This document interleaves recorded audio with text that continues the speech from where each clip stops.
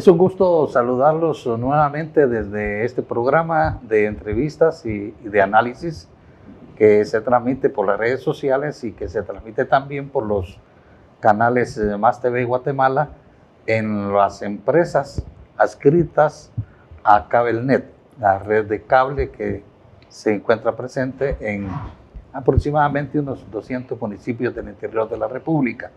Usted puede suscribirse a este programa en las redes sociales, particularmente en YouTube. Ahí los programas, así como este y otros que hemos pasado con anterioridad, los puede ver ahí en YouTube. Este día vamos a tratar un tema que está muy de actualidad, que es el tema del sistema de justicia. Un sistema de justicia bastante cuestionado en Guatemala, y no solamente en Guatemala, sino que en otros países.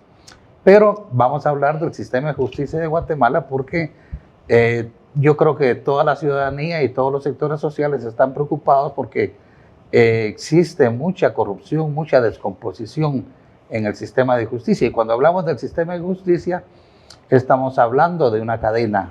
Estamos hablando del Ministerio Público, estamos hablando de la Corte Suprema de Justicia y también de la Corte de Constitucionalidad. Pero si nos referimos a jueces, vamos a calificar como jueces tanto a jueces como a magistrados, que son dos figuras distintas, pero para efecto de la comprensión podemos hablar de jueces en general.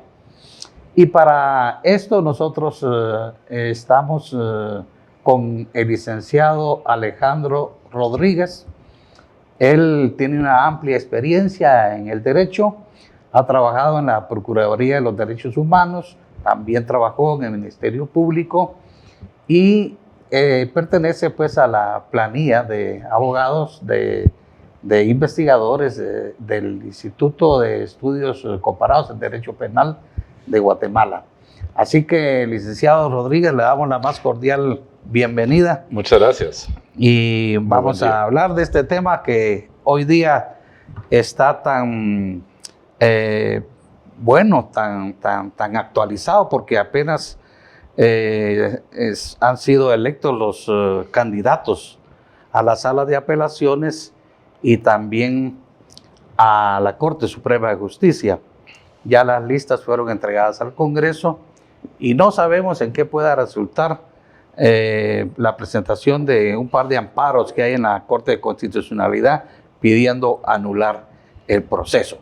Ojalá que esto no suceda porque, bueno, significaría que podría existir una maniobra, como se ha dicho varias veces, para que los actuales magistrados de la Corte Suprema de Justicia continúen en los cargos, como sucedió con la Corte anterior, que estuvieron en sus cargos 9 años, cuando la Constitución de la República establece un periodo de 5 años para los magistrados. Sería realmente caer pues, en una situación bastante cuestionable, que pondría o que aumentaría más bien el desprestigio del sistema de justicia en Guatemala. Pero vamos a remontarnos un poco a cómo este sistema de justicia ha evolucionado. Quisiera, licenciado, que habláramos un poco cuando se firmaron los acuerdos de paz en 1996, pues hubo un abordamiento de toda la temática social, política y económica del país. Hubo muchos acuerdos que se firmaron y el sistema de justicia, pues antes de los acuerdos de paz, casi era una figura bastante decorativa, pero se esperaba que los acuerdos de paz pues, le dieran un remozamiento, un fortalecimiento al sistema de justicia. ¿Qué ha pasado en este ínterin de la firma de los acuerdos de paz? Sobre todo en ese momento, cuando se firmaron los acuerdos de paz, ¿cuál fue el impulso que se dio o se quiso dar al sistema de justicia? Porque supongo que hubo avances en ese momento. Bueno, muchas gracias en primer lugar por la invitación y creo que nosotros tenemos que hacer un análisis desde la perspectiva histórica. Obviamente, la situación de la justicia en Guatemala actualmente es muy diferente a la que existía en 1996 y, por supuesto, la que existía durante las dictaduras militares. Pero no podemos dejar de lado el hecho de que nosotros somos una sociedad que viene desde un estado absolutamente totalitario, como era el que existía durante las dictaduras militares con Ríos Montt, con Mejía Víctores, en donde el sistema de justicia fue totalmente avasallado directamente por el poder militar y prácticamente destruido. Solo para poner un ejemplo, en 1980 un juez trató de hacer una exhibición personal y el juez se llamaba Jaime Marroquín Garrido. Él fue al Comando 6 y saliendo del Comando 6 lo matan. Entonces, desde esa perspectiva vemos nosotros que hace 40 años en Guatemala no existía ninguna posibilidad de justicia en el país. O sea, el sistema de justicia de Guatemala viene de un hecho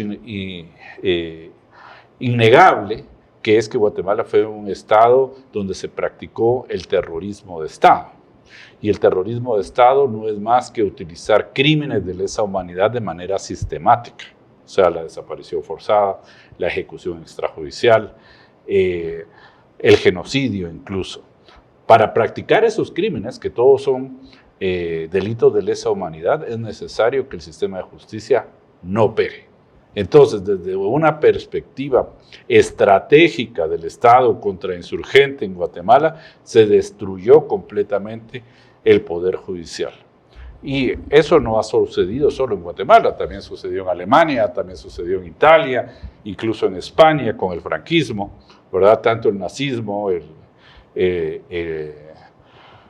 fascismo en Italia destruyeron completamente el sistema de justicia, porque sin sistema de justicia no hay derechos. Entonces la gran pregunta que surge después de las dictaduras militares es ¿cómo reconstruimos o cómo construimos un poder judicial que pueda detener el poder? Digamos que ese es uno de los grandes problemas que existen en Guatemala, pues hemos estado haciendo grandes evoluciones. En 1996, como bien se señalaba, en los acuerdos de paz se hicieron 3 acuerdos específicos muy importantes con relación al tema de justicia. El acuerdo de fortalecimiento de la sociedad civil y la redefinición del ejército en una sociedad democrática, pues reconoce en primer lugar que el sistema de justicia fue cómplice en todo lo que sucedió en cuanto a las graves violaciones de derechos humanos. Pero en segundo lugar también reconoce de que es necesario entonces recrear el sistema de justicia para superar la impunidad y para proteger los derechos humanos. Y en ese sentido fue que se creó la Comisión Nacional de Justicia como uno de los compromisos que el Estado de Guatemala hizo para lograr superar todos los problemas de impunidad. Porque lo que debemos de entender es que en los sistemas totalitarios la impunidad es de carácter sistémico, ya, o es estructural. Y eso se trasladó en los primeros años del gobierno de la democracia, digamos, con Vinicio Cerezo y con Serrano Elías, y continuó. O sea, la impunidad estructural es algo que existe en nuestro sistema de justicia.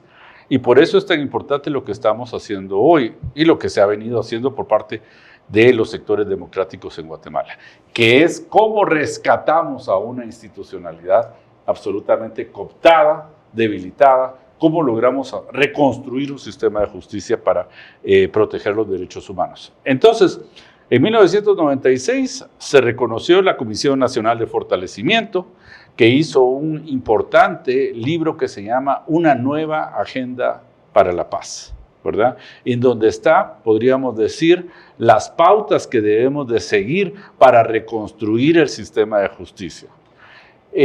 También hay que decir que hubo una gran cantidad de sentencias de la Corte Interamericana de Derechos Humanos precisamente por el tema de impunidad estructural. O sea, nosotros tenemos casos como la ejecución de Mirna Mac, 2Rs, el diario militar. En todos ellos, obviamente, uno de los puntos que se analiza es cómo han estado los recursos internos en Guatemala, cómo ha funcionado el sistema de justicia, cuál es la capacidad de investigación. Y la Corte Interamericana ha dicho que Guatemala tiene un grave problema de impunidad, pero también nos ha dado una guía de cómo debemos de reconstruir el sistema de justicia, ¿verdad? En ese sentido, entonces, podemos decir que la Corte Interamericana también ha contribuido mucho en la renovación del sistema de justicia con estas sentencias, que son obligatorias y que deben de ser acatadas por el Estado. Algunas cosas se han cumplido, lamentablemente la mayor parte de ellas todavía no. Pero lo que tenemos que ver es que sí, efectivamente, desde 1996 se ha venido dando avances significativos, ¿verdad? Vamos a poner algunos. La reforma del sistema penal. Creo que ese ha sido uno de los puntos más importantes en el país. ¿Por qué? Bueno, se crea la figura del Ministerio Público porque antes no había una capacidad de investigar los delitos. Entonces prácticamente todo quedaba en la impunidad. Entonces desde 1994 entra un nuevo Código Procesal Penal por el impulso precisamente todavía del doctor Vázquez Martínez. Se crea el Ministerio Público, se crea el Instituto de la Defensa Pública Penal y hemos generado una institucionalidad alrededor de la justicia que ha venido avanzando, ¿verdad? Se crea el Instituto Nacional de Ciencia Forense. Esos son avances muy importantes porque permiten el fortalecimiento del Estado y permiten garantizar investigaciones efectivas. Todavía incipientes, pero que se han venido dando.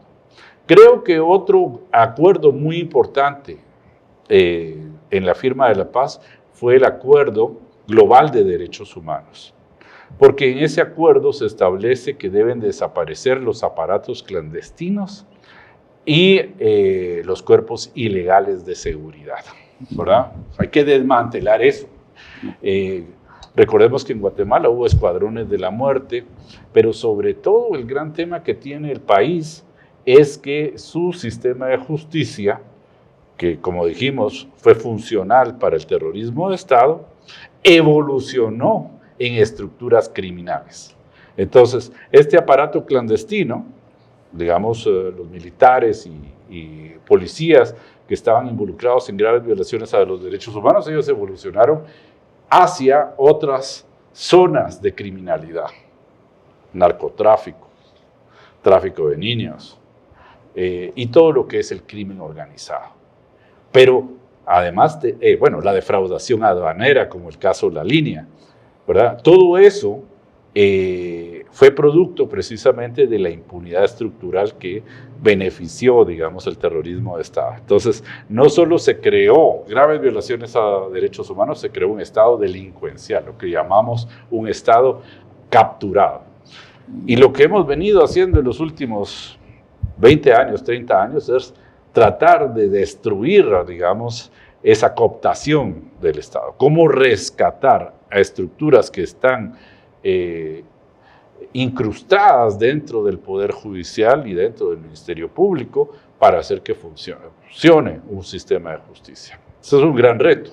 Entonces, en el acuerdo sobre derechos humanos se establece que se deben eliminar los cuerpos ilegales y los aparatos clandestinos. Pero para 1999, años 2002, 2003, ya era evidente que los cuerpos ilegales y aparatos clandestinos no estaban siendo desarticulados y que más bien habían cooptado completamente al Ministerio Público. Por eso fue necesario entonces algo que en su momento fue muy trascendental, que es la creación de la CICIG, de la Comisión Internacional contra la Impunidad en Guatemala. ¿Por qué? Porque no había otra forma de poder venir a limpiar, digamos, el sistema de justicia que estaba infiltrado. Y si vemos el trabajo que hizo CICIG de 2007 a 2019, fue muy importante, no solo en reformas estructurales, porque se crearon leyes muy importantes para poder combatir la impunidad, sino también en casos, ¿verdad? se dieron casos que ya demostraron el involucramiento de las más altas autoridades en corrupción y en temas de justicia, como el caso La Línea, donde fue enjuiciado y puesto en prisión el presidente Morales, el presidente Otto Pérez Molina, la vicepresidenta Valdetti, ¿verdad? Efectivamente, ahí comenzamos a ver que se podía hacer una investigación sobre la corrupción estructural. No sabíamos la dimensión de la corrupción estructural hasta, por ejemplo, ver casos como el de cooptación del Estado, en donde ya se mira la correlación entre los grupos políticos, los grupos empresariales que dan financiamiento electoral ilícito al gobierno para realizar entonces la obra pública. Ahí se ve cómo estaba ya prácticamente en metástasis el Estado de Guatemala en corrupción. Así que hubo un fortalecimiento muy importante durante esta época. La CICIG, de hecho, dejó instaladas unas capacidades de investigación con la Fiscalía Especial contra la Investigación, la creación de unidades especiales en la policía. Recordemos que CICIG depuró a más de 2.000 o 3.000 policías que estaban cometiendo actos de corrupción o actos ilegales. También depuró una gran cantidad de fiscales, especialmente, digamos, con altas autoridades del Ministerio Público que habían participado en el encubrimiento estructural de ejecuciones extrajudiciales. Eso fue algo muy importante. Pero, lamentablemente, ¿verdad? Estos éxitos estructurales que se dieron durante el periodo de CICIG, pues se vieron revertidos cuando se comienza a investigar al presidente Morales, ¿verdad? Entonces el presidente Morales comienza a realizar actos para tratar de evitar el trabajo de CICIG y el trabajo de investigación sobre las redes criminales. Y él era parte, era cabecilla de esas redes criminales. Y también el sector empresarial. Y por supuesto el sector empresarial también estaba metido ahí porque fue el que financió ilícitamente al presidente Morales. Entonces cuando se tocaron, digamos, esos intereses, el presidente Morales pues ya hizo una, podríamos decir, coalición con empresarios y con políticos que estaban digamos, en el control de la captura del Estado, ¿verdad? Y son los que comienzan a revertir entonces todos los avances que se habían hecho, tanto en materia de fortalecimiento institucional, pero sobre todo en el Ministerio Público. Lo más grave no fue, digamos, que hayan sacado a CICIG. Lo más grave fue que hayan puesto a Consuelo Porras, digamos, como jefe del Ministerio Público, porque entonces eso permitió un desmantelamiento completo del Ministerio Público y las capacidades instaladas que se habían logrado generar durante los 12 años que estuvo CICIG, pues se han visto totalmente destruidas, ¿verdad? Esa ha sido una tragedia, digamos, en Guatemala. El daño que se ha hecho por parte de Consuelo Porras al Ministerio Público es algo que puede tomar muchos años de recuperación, ¿verdad? No solo por la impunidad generada, sino también por la criminalización a operadores de justicia muy valiosos como Juan Francisco Sandoval o como jueces como Erika Ifán, Miguel Ángel Gálvez, ¿verdad? Todo eso ha venido a desarticular el Estado. Entonces, nosotros estamos hoy en un momento muy decisivo, ¿verdad? Porque si bien el avance, digamos, de los grupos de criminalidad organizada fue fuerte al controlar el Ministerio Público, a lograr también el control de otras instituciones como la Corte de Constitucionalidad, pero ahorita en este momento estamos en la posibilidad de cambiar un poco, por lo menos las cortes, los magistrados de Corte Suprema y los magistrados de apelaciones. Entonces, va a depender mucho del resultado de la elección y cómo queden conformadas las próximas cortes sí hay algunas posibilidades de rescatar al sistema de justicia, ¿verdad? Pero lo que sí sabemos es que es necesario hacer cambios en la forma en que se están eligiendo a los magistrados de Corte Suprema de Justicia, de salas de apelaciones y también de Corte de Constitucionalidad. Creo que el modelo de comisiones de postulación es un modelo que ya está agotado y Guatemala requiere de una reforma constitucional. Pues de esto último vamos a conversar en el siguiente segmento. Estamos conversando con el licenciado Alejandro Rodríguez. Él pertenece, dijimos, a la planilla pues, de abogados, de expertos jurídicos que trabajan en el fortalecimiento del Estado de Derecho y de la democracia a través del Instituto de Estudios Comparados en Ciencias Penales. Regresamos en un momento.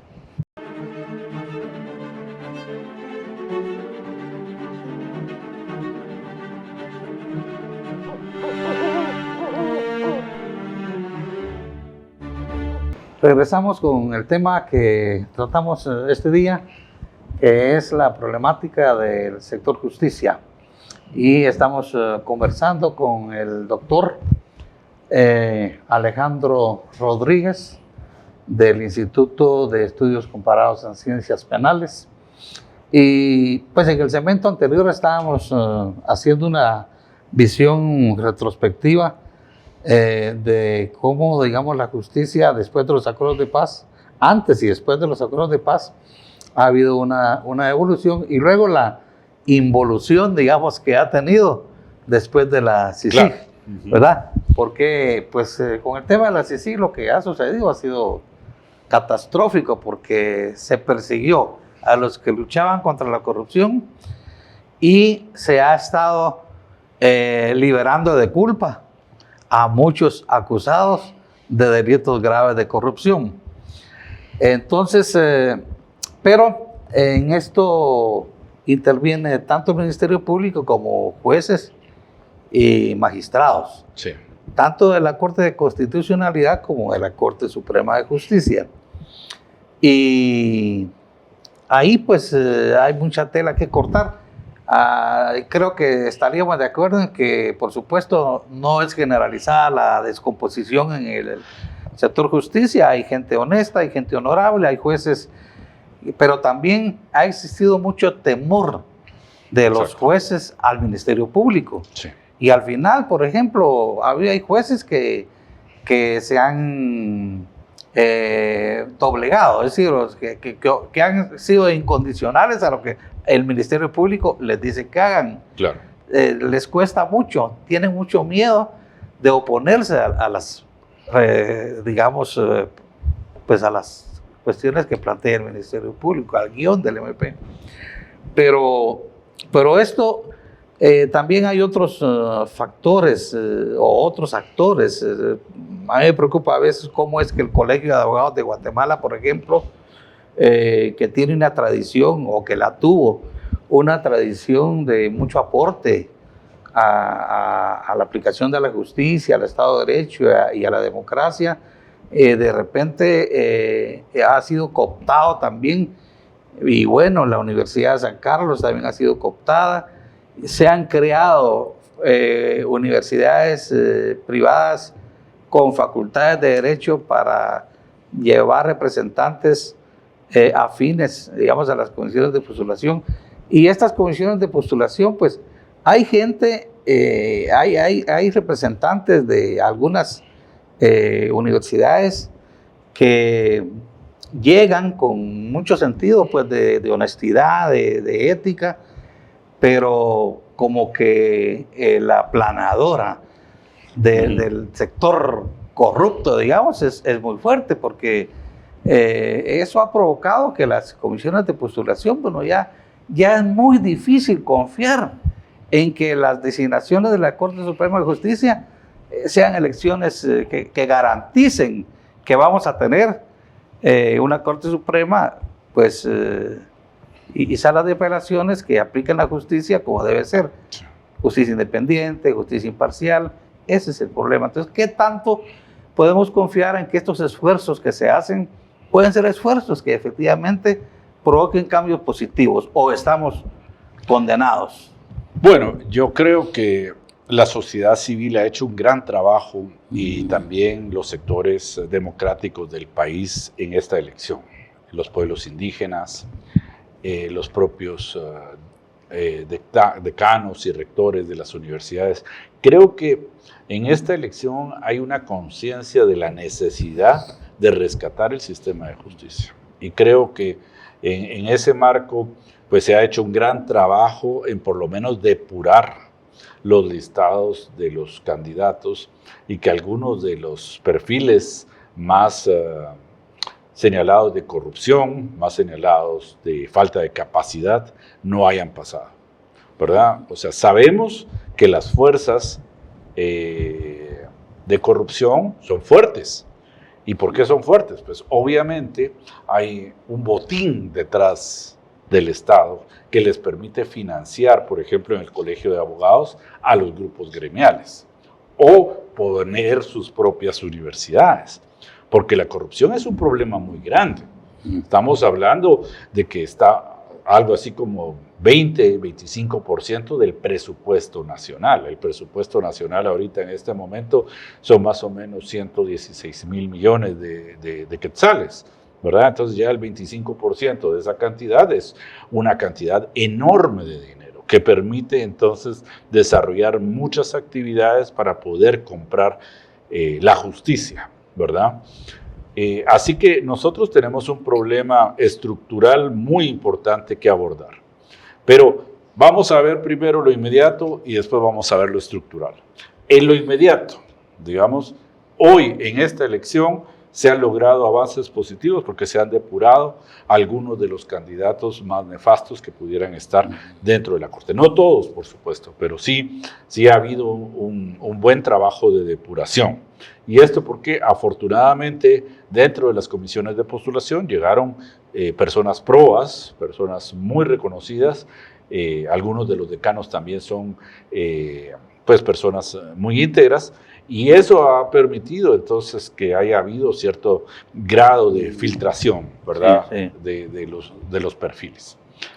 Entonces ahora debemos de seguir con esta lucha porque nos toca elegir en el Congreso. O sea, el Congreso tiene que hacer un trabajo de selección de los perfiles que se vayan a dar, y nosotros lo que decimos es que el Congreso tiene que ser receptivo a las críticas de la sociedad civil, de los pueblos indígenas, de todos los sectores democráticos sobre los candidatos que no generan confianza.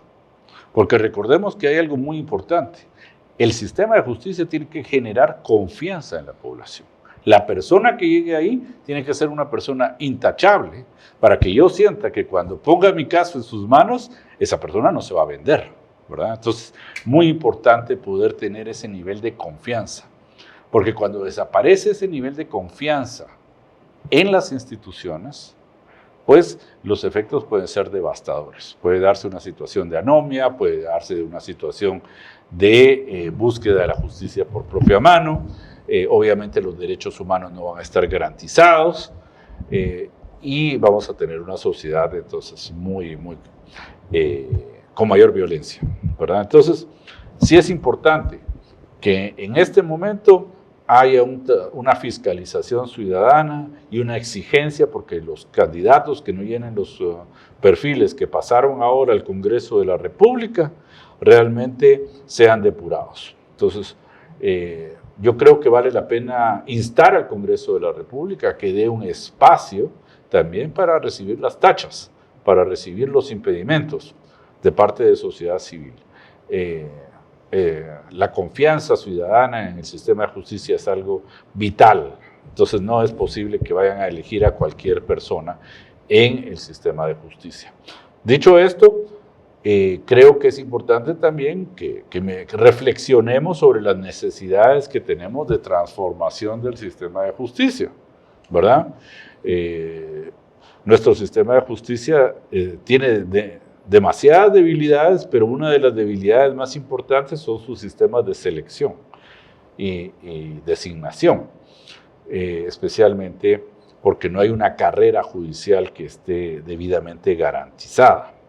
Entonces, yo creo que después de esta elección es importante que ya entremos en un proceso profundo de reflexión de cuáles van a ser las reformas que se tienen que hacer, ¿verdad? Hay varios casos ahorita ante la Comisión Interamericana de Derechos Humanos y que van a llegar seguramente a la Corte Interamericana sobre los procesos de selección de magistrados.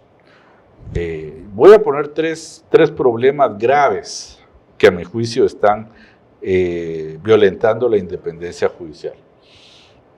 El primero de ellos es el hecho de que cada 5 años renovamos completamente todas las cortes de apelaciones, o sea, 135 o más magistrados entran en concurso, ¿verdad? En esta elección hubo 1.300 expedientes.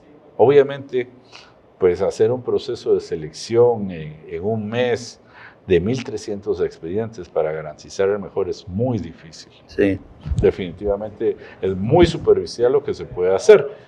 En la mayor parte de países, los magistrados de sala son vitalicios, es decir, se eligen o se renuevan, pero no en su totalidad, se van renovando, digamos, por tercios o por un grupo, ¿no? De esa manera no tenemos esta avalancha de perfiles, que tiene un efecto muy negativo en el sistema de justicia en general, porque mientras está la elección, 6 meses antes los magistrados no trabajan porque están trabajando su reelección, ¿verdad? Entonces hay un componente ahí ya que politiza demasiado la elección, ¿verdad? Cada magistrado de sala tiene que, o cada aspirante a magistrado de sala, pero veamos los que están trabajando en el sistema de justicia, los que tienen que estar resolviendo. En lugar de estar resolviendo, lo que están haciendo es cabildeo político, o están dedicados a las comisiones de postulación, o viendo en qué grupo gremial se meten. Pero ellos lo que tendrían que estar haciendo es resolviendo casos. Y 6 meses antes eso desaparece. Entonces tenemos un rezago prácticamente de 6 meses o una paralización del sistema de justicia durante 6 meses. Y luego resulta que pues se van a elegir magistrados, ¿verdad? Y pues qué sé yo, la mitad o más de la mitad de los magistrados son nuevos. Quiere decir que se desintegran todas las salas de apelaciones y se crean unas nuevas salas de apelaciones. Otro medio año de paralización en lo que se ponen al día sobre cuál es el trabajo que tienen, en lo que conocen los casos, en lo que hacen audiencias. Es decir, de 5 años prácticamente perdemos 1 año completo.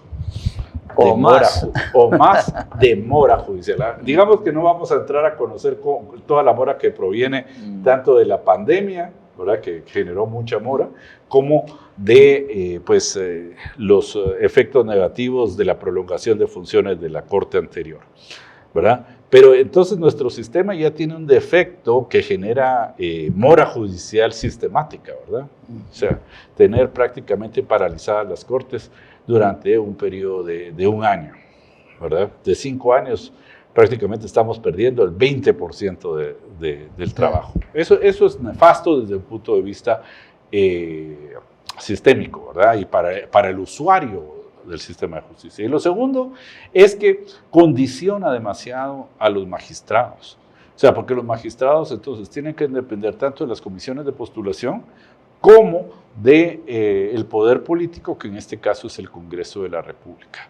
Entonces, bueno, si estoy investigando yo a un magistrado, a un diputado por corrupción, pues naturalmente voy a tratar de favorecerlo para que no, o a sus amigos para que no sean procesados. No, y repercute en el desenvolvimiento político de los partidos, porque si una persona que es secretario general de un partido es confrontada internamente por un sector del partido y se van a los tribunales, resulta que yo conozco un caso muy específico que llega a una sala y en esa sala ya se sabe que van a favorecer a esta persona. Por supuesto. De antemano ya se sabe.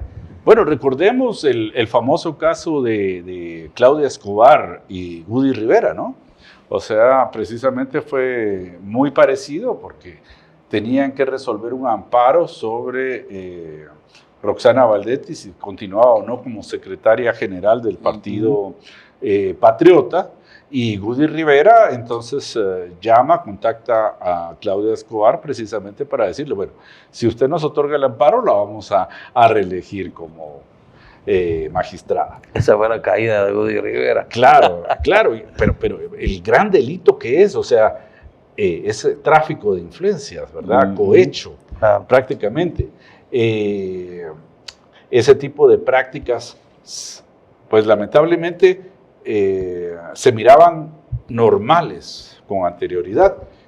Con la CICIG ya no se miraron normales porque se logró el caso y Woody Rivera fue condenado, pero después vimos el caso de Comisiones Paralelas 2020, donde todos fueron a negociar con Gustavo Alejo su reelección. Magistrados y diputados desfilaron en el hospital pidiendo todos la bendición para poder entrar y negociando, por supuesto, muchos casos. O sea que se puede decir que en esta elección ha habido, digamos, una mayor filtración, aunque no al 100%. Ah, no, por supuesto. Porque todavía se está mencionando que por ahí Néstor Vázquez tenía su grupo, ASPA creo que se llama, el otro del Rey del Tenis, el otro Estuardo Gálvez, como que son grupitos que siempre pululan alrededor de estas elecciones y que pues lo han tomado casi como un negocio, ¿no? Por supuesto que es un gran negocio. Y es que la justicia genera millones. Ustedes se pueden imaginar, vamos a ponerlo del lado positivo, solo a Sinibaldi le encontraron en un armario de su apartamento 60,000 millones de quetzales en efectivo. ¿Verdad? Entonces, ¿qué nivel de corrupción? Bueno, y hemos visto todos los bienes que se han extinguido a Roxana Valdetti, al presidente Otto Pérez Molina, ¿verdad? Son fincas de millones de quetzales, o sea, o de dólares, mejor dicho, ¿verdad? Estamos hablando incluso de aviones, de yates, de todo eso genera la corrupción. Sí, o sea, ahora que en México se hizo la reforma al sistema de justicia, López Obrador, durante una de sus conferencias de prensa, enlistó todos los privilegios y cómo vivían las mansiones, todos los vehículos, todos los privilegios, toda la riqueza que habían acumulado los magistrados, y los describió uno por uno, y era increíble, son magnates verdaderamente. Por supuesto. El sistema de justicia. Mire, una resolución judicial de un caso, por ejemplo, bueno, el caso Odebrecht, la cantidad de dinero que se defraudó al Estado fueron enormes, ¿verdad? Entonces, pues 125 millones, por ejemplo, en otra caleta del ministro de Jimmy Morales, ¿verdad?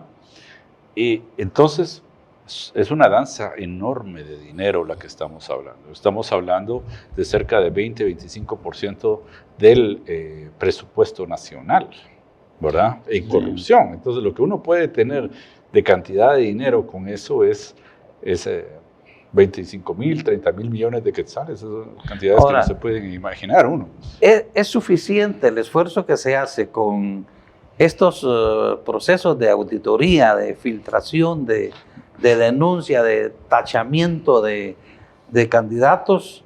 Siempre se van a estar dando esas luchas muy fuertes entre sectores de la sociedad y estos grupos poderosos que pues tienen sus candidatos. ¿Es suficiente ese esfuerzo o habrá que hacer un cambio? Porque decía usted hace un momento que el proceso de elección por comisiones de postulación como que ya está agotado. Ya está agotado. Entonces, ¿qué opciones tenemos? Yo pienso que el tema de la corrupción es algo así como los alcohólicos anónimos. Hay que ir día por día. Y el problema de la justicia es un problema diario, porque todos los días hay corrupción a todos los niveles en el Poder Judicial. No estoy diciendo que todos los jueces son corruptos, mucho menos, pero que sí muchas de las decisiones están basadas en temas de corrupción. Y no solo en Guatemala. Acabo de conocer de un caso en Estados Unidos muy famoso de 2 jueces de adolescentes en conflicto con la ley penal que recibieron $2.6 millones por enviar a jóvenes a prisión. O sea, les daban un porcentaje por cada joven que mandaban a prisión a una cárcel privada, ¿verdad? Porque entonces si tenían la cárcel llena, pues la empresa recibía muchos dividendos, ¿verdad? Entonces, el problema de la corrupción es un problema que está en todos los países, está en todos los niveles, y mantener una auditoría social, entonces, permanente es algo importante. O sea, en Guatemala hemos tenido el error que nos preocupamos de la justicia cada 5 años cuando hay elección, pero nosotros deberíamos de estar enfocados en cada juez que ingresa al organismo judicial. ¿Quién es? De hecho, la ley de carrera judicial así lo establece, o sea, tiene que darse una publicación de los aspirantes a jueces. La sociedad tiene derecho a presentar impedimentos sobre esas personas. Entonces, digamos, incluso a nivel de jueces de paz y de jueces de primera instancia, nosotros deberíamos de tener un escrutinio permanente de quiénes son los que están ingresando al sistema de justicia. Y por supuesto, ver que quienes van a designar, que en este caso pues es lamentablemente la Corte Suprema de Justicia, lo haga por razones objetivas y razonables, y no porque es mi amigo, no porque me va a dar dinero, porque el tema de la corrupción judicial es un tema muy importante. O sea, en muchos momentos, pues un juez de paz, un juez de primera instancia, una sala, pueden estar coludidos con magistrados de la Corte, y es un flujo de dinero que va subiendo, porque es mucho dinero el que se maneja en la justicia. Entonces, creo que un tema muy importante es poder tener una fiscalización sobre la selección. Pero el otro tema muy importante que se ha venido discutiendo es el tema de la remoción de los jueces y magistrados corruptos, ¿verdad? O que están desarrollando actividades. En Guatemala, pues nosotros tenemos un sistema de disciplina judicial, tenemos una supervisión de tribunales, tenemos unas juntas de disciplina pero son judicial. internas. Son internas, pero digamos, hay que movilizar y apoyar a las personas que son víctimas de estas decisiones judiciales o de estos actos de corrupción judicial, para que puedan promover los procesos dentro de la Junta de Disciplina Judicial y hacer que esos órganos funcionen. O sea, Sí, porque yo solo recuerdo un caso de una jueza que creo que debe estar presa porque se le condenó a 13 años. Si no me equivoco, Gisela es el nombre de esta jueza, no recuerdo el apellido, pero es el único caso que yo recuerdo. claro. Hasta ahora que en la que se aplicó el prevaricato, porque el prevaricato es una figura para sancionar a jueces que emiten resoluciones ilegales. Claro. Digamos, es muy importante entonces que funcione tanto la supervisión como que funcione las juntas de disciplina, pero que no estén jerarquizadas, es decir, que no vayan a ser politizadas por la Corte Suprema de Justicia, porque hasta ahora, lamentablemente, esos sistemas han estado en control de la presidencia del organismo judicial. Y entonces, si es mi amigo, no le hago nada. Si es mi enemigo, le mando todos los días a la supervisión para que vaya a ver cómo están sus expedientes, ¿verdad? Si llega 5 minutos antes de la hora, ya lo estoy sancionando. Hay mucha selectividad y obviamente mucho amiguismo, nepotismo dentro de ese marco, digamos, de trabajo actual. Entonces, es necesario que fortalezcamos los sistemas de supervisión, porque en muchos juzgados, por ejemplo, las audiencias comienzan muy tarde, lo cita a uno a 1 hora y comienzan a 2 horas de de la hora programada. O suspenden las audiencias por cualquier cosa. Claro. ¿Y dónde está la supervisión? ¿Y dónde está la responsabilidad ética que tiene que tener el juez? Claro, si yo estoy bien conectado ahí arriba, no me importa, porque lo que importante es que cuando yo necesite una decisión política, ese juez va a estar ahí para mí. Y eso es lo que hay que romper, esa jerarquía. Tenemos que tener sistemas de disciplina bien determinados, que puedan funcionar y que no dependan de las jerarquías internas, sino que realmente puedan tener, digamos, una participación social. Entonces es muy importante eso, cómo defiendo yo precisamente el sistema, como usuario del sistema, frente a todos los actos, porque sí, efectivamente, muchos jueces no resuelven en tiempo, suspenden audiencias, hay muchas formas de obstruir la justicia que se están dando sistémicamente y que no se están supervisando. Pero es porque las personas no tienen los mecanismos para poder hacer valer ese tipo de denuncias, ¿verdad? Es algo que tenemos que trabajar mucho.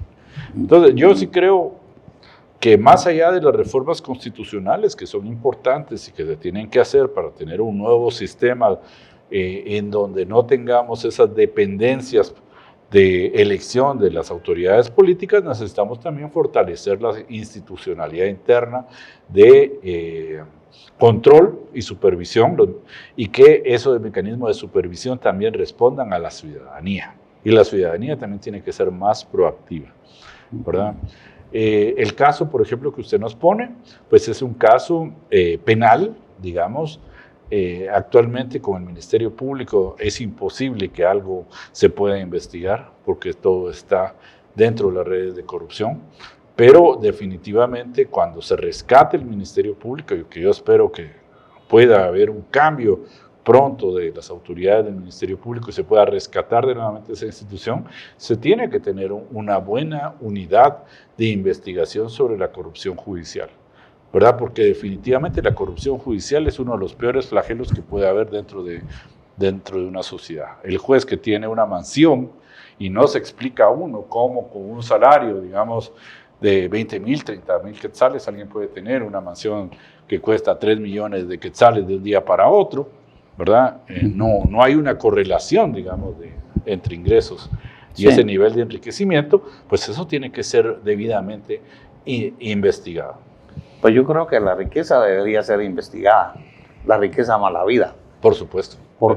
Y es muy sencillo, porque si alguien tiene una mansión de 20 millones de dólares, habría que ver si lo que ha hecho de trabajo monetariamente, de sus salarios, de sus sueldos, de sus ingresos legales, válidos, le han servido para comprar esa mansión, y si no lo demuestra, pues quitársela, ¿verdad? Porque aquí hay funcionarios de diversas instituciones públicas, pues, y no solo del funcionariado público, sino también personajes privados que hacen negocios con el Estado y que muchas veces son negocios ilícitos y que llevan vida de reyes sin que nadie investigue de dónde y cómo han hecho lo que tienen.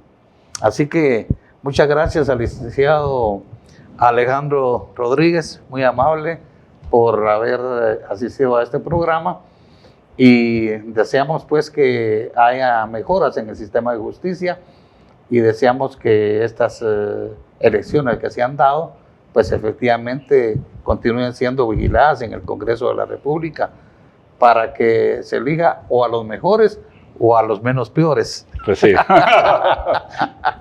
Muchas gracias y nos vemos hasta el próximo programa.